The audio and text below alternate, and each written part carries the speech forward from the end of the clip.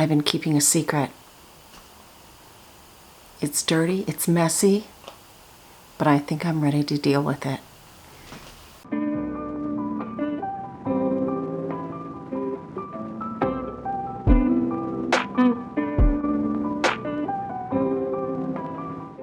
Do I have your attention? This is my dirty little secret, the mudroom. This is an eyesore. And no one that comes to my house really comes into this mudroom.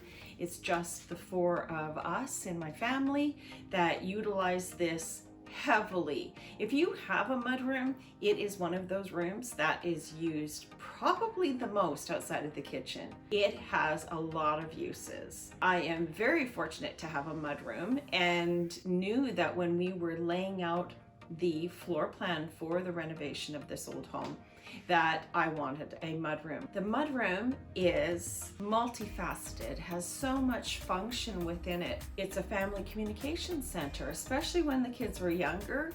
And just because my kids are older and we don't necessarily have a communal calendar with sporting events and high school functions, it still is something that I want to build in because I think any family will utilize I'm going to call it a family communications center, and as well as just the family functioning corner. It's our storage, it's our coats, our drying out of our boots and umbrellas, our first stop for the bills and the flyers that come to the house. The pets eat in here, the pets are showered in here. The other thing we use this for is the collection of bringing in wood to start drying it for the weekend fires.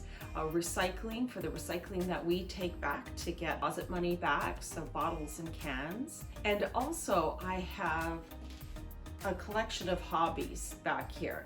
So a whole variety of, including paints and stencils and stickers and ribbon and some small bits of fabric and fabric ribbon and gift wrapping supplies. Even though there's bikes in here, this is not a function of the room. It just was handy to have them in here. And we need a spot to sit to do our shoes. So with all of these functions, you can see why it took 8 years. It actually, some of those functions have evolved. I'm tired of this room looking like this, quite frankly. I said in my planning video in January, this was one of my objectives, and each month I have done something to advance this objective for this year. The first and foremost was the financial side. To my best estimate and what I guess, I have got that in order. So next was the planning and the dreaming phase of this project. And I must say that's my favorite phase of a project, but it was really hard to commit to cabinetry because, like I said, the functions change throughout the years. Think about resale value in future families that might live here so that I can accommodate, not make it so customized so it's just our family, but that any family would enjoy. Yesterday I had a meeting with a Finnish carpenter. They really do make the dreams come true.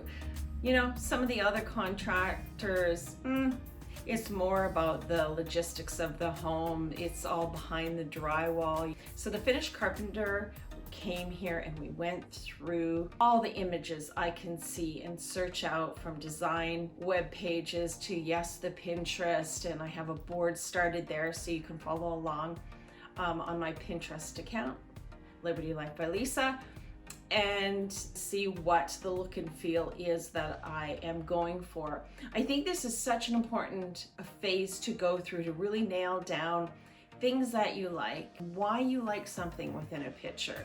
I actually printed out a lot of my likes and I put them on a board that I'll show you, and I pinpointed in that picture what I liked, because I think you have to, when you're meeting with your Finnish carpenter, that you have to relay what are the finishings, the colors, the feel. Some of the fun parts are yet to come, like the hardware, but certainly the woods and the tones, that should already be semi thought out, and certainly the styles of cabinets that you want. Next up, of course, is the measuring of everything. I did this in a few different ways, actually, in 3 different ways to be exact. One, I downloaded an app called Magic Plan.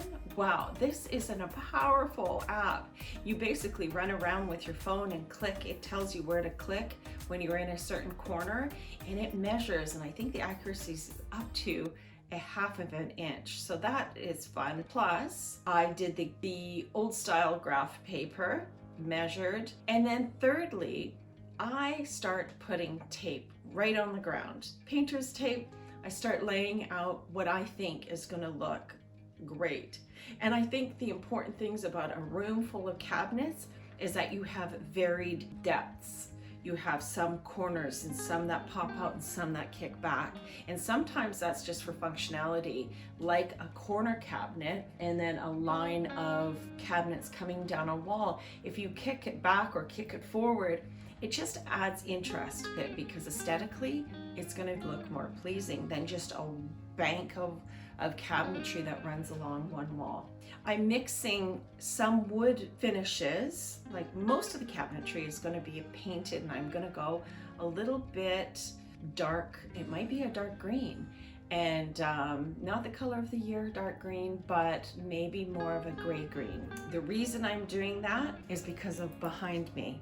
This is the dog shower. It was done years ago when we were finishing the house. And the reason we did it is because we had to commit to the plumbing when the whole house was being done. I still love the idea. I think it's great for resale because most mudrooms have some kind of plumbing, whether it be a large sink. A lot of people love to have the dog bath or shower. But because of this dog shower, I kind of have quasi committed to a color palette.